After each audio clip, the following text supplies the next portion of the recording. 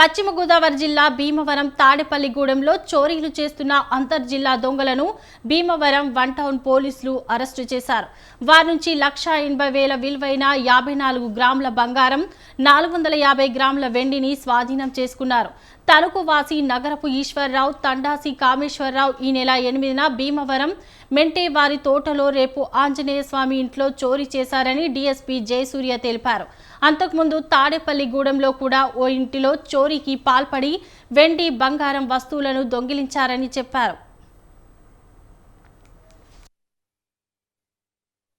Eswar Rao alias సింగనపూడి Eswar Rao ఇతను old offender. యాక్చువల్గా తణుకుకు సంబంధించిన అతనితో పాటు తండాపి కామేశ్వరరావు అని అతను కూడా తెచ్చుకున్నాడు.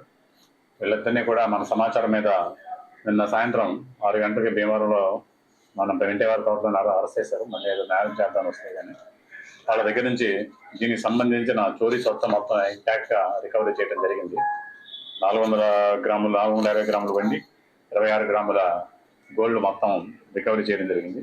అలాగే ఇతను ఈ ఇంట్రాగేషన్లో భాగంగా తాడేపల్లిగూడెంకి సంబంధించిన మరో క్రైమ్ 40/25 క్రైమ్లో కూడా అతను కన్ఫెస్ చేశాడు. దానికి సంబంధించి ఒక జత మంగళసూత్రాలు, చెవిదిద్దులు ఒక జత 8 గ్రాములు, అలాగే ఉంగరాలు 3 12 గ్రాములు, మొత్తం 28 గ్రాముల గోల్డ్ అతను దానిలో చోరీ చేసినట్టు గుర్తించడం జరిగింది. వాటిని కూడా